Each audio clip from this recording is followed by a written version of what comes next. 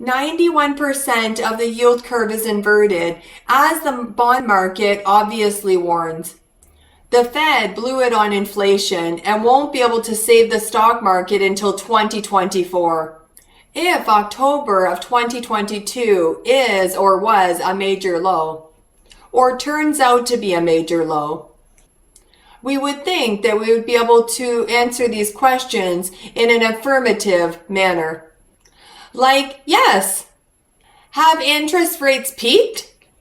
Is market acting in a way that looks like the worst relative to inflation is behind us? Does it appear that the Fed is shifting from our enemy to our friend? If the worst is behind us and interest rates have peaked, it would make sense to lock in higher yielding bonds to buy TLT while the yield was high, and stop buying ultra short instruments as protection. If the worst is behind us, why investors yanked a record amount of money from stocks last week, according to Bank of America. Outflows from equities boomed to $41.9 billion. Bank of America said investors pulled out in the last week $10 billion worth of bonds. They also took out $27.8 billion from passive equities and $17.2 billion from U.S. value funds, setting new records for each. The largest ever amount for year-end selling. Is it just because of tax loss harvesting? Or they are trying to prepare for the biggest crash that we have seen in our lifetime? I will explain it all right after this. And of course, smash the like button. If you want to be my good boy, apply to write your first book with me. Welcome back to the Audacious Money Witch channel, where we talk about macroeconomy, stocks, bonds, and commodity markets. If you like any of these topics, you are intelligent. That's why you're here. And you know what to do. And push my button if you like what you see in today's video, because I can't push it from this side. This video is brought to you by my Patreon. If you are a good boy, go to patreon.com/magicalgoddesscheryl to add more meaning into your life.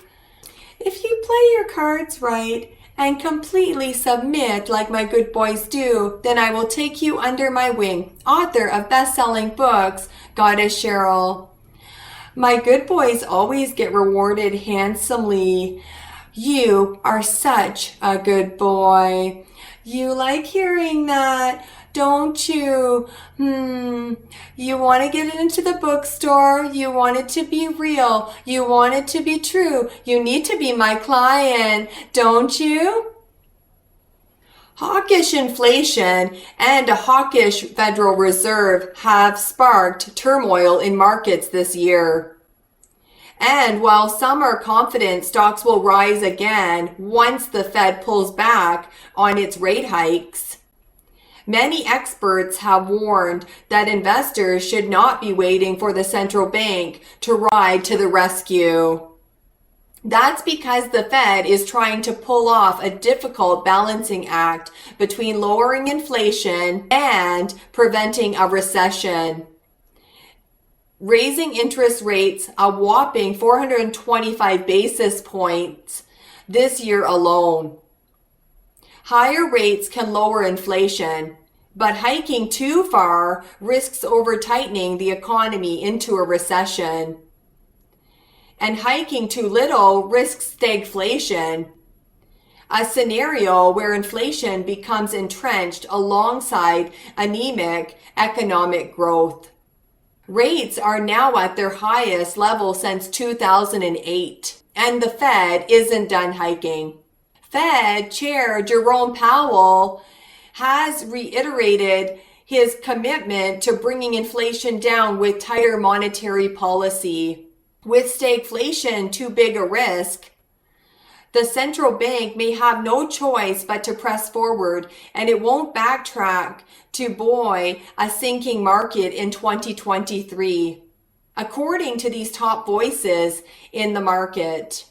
Econ Prof Rubini who earned the nickname Dr. Doom for his grim economic predictions, warned that stocks could fall another 25% next year in a severe recession, and the Fed could be powerless to prevent it. The mother of all stagflationary debt crisis can be postponed, not avoided. Robini said this month, sounding off on the dangers of a stagflationary debt crisis. A financial collapse that combines 1970-style stagflation and the 2008 debt crisis. He noted the Fed was still struggling to rein in inflation, and the past decade of ultra-low interest rates have fueled insane amounts of borrowing from zombie households and banks. That could mean debt and inflation troubles as interest rates continue to rise. With central banks forced to increase interest rates in an effort to restore price stability, zombies are experiencing sharp increases in their debt servicing costs. Simply bailing out private and public agents with loose macro policies would pour more gasoline on the inflationary fire. Rubini said, predicting the Fed wouldn't have the policy tools to prevent a financial disaster from striking. Once the inflation genie gets out of the bottle, which is what will happen when central banks abandon the fight in the face of the looming economic and financial crash, nominal and real borrowing costs will surge, he added.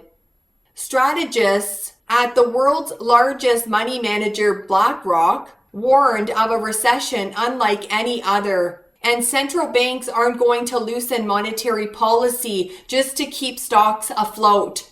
Central bankers won't ride to the rescue when growth slows in this new regime, contrary to what investors have come to expect. They are deliberately causing recessions by over-tightening policy to try to rein in inflation that makes recession foretold. We don't think equities are fully priced for recession. The BlackRock strategist said corporate earnings expectations have yet to fully reflect even a modest recession. While investors are hoping for the Fed to pivot to more dovish monetary policy, it's unlikely given the persistent nature of inflation, according to Bank of America's chief stock strategist. I don't think that's going to happen. I think we're going to fail to see the Fed bail us out. The market reacts badly, and then we get a normal recovery, which is what I think we need, she said in a recent interview with Bloomberg. Other market commentators have warned that stock rallies riding on the hopes of a Fed pivot have proven to be fleeting this year and are preventing the market from fully capitulating. Bank of America predicted a recession would ravage stocks in early 2023, causing the market to plunge another 24%. I would get ready for a very volatile January. I think that the higher the market goes in December, the worse it's going to be in January, she added, urging investors to dip out of equities in the short term. The Fed won't pull out of its inflation fight to boost stocks until 2024, even when a recession spawns mid-next year, according to Morgan Stanley. The Fed's concerns about inflation stickiness trump concerns about slowing growth and weakening labor markets. Then the Fed waits for evidence of a sustained inflation decline. That wouldn't be unprecedented, as the Fed has refused to bail out stocks before. Former Fed Chair Paul Volcker, whom Powell is often compared to, refused to cut interest rates in early 1980s despite a harsh recession in order to see a slowdown in core inflation. In the interim, There could be major headwinds ahead for the market. Morgan Stanley warned an earnings recession would hit the market early next year, causing the S&P 500 to drop another 20%. By now, it's almost certain we are going to at least crash another 20%. Because if it's not, then the yield curve inversion wouldn't be at 91%. It was 51% a couple months ago. It got worse, not better. So I have a little game you can play with your family members. Guess or bet on which mega cap will be the second to lose $1 trillion in market cap. Amazon is already down from a peak of $1.88 trillion to $854.8 billion, making it the first company to lose over $1 trillion in market cap. Will it be Tesla, Facebook, Microsoft, Google, or Apple be next?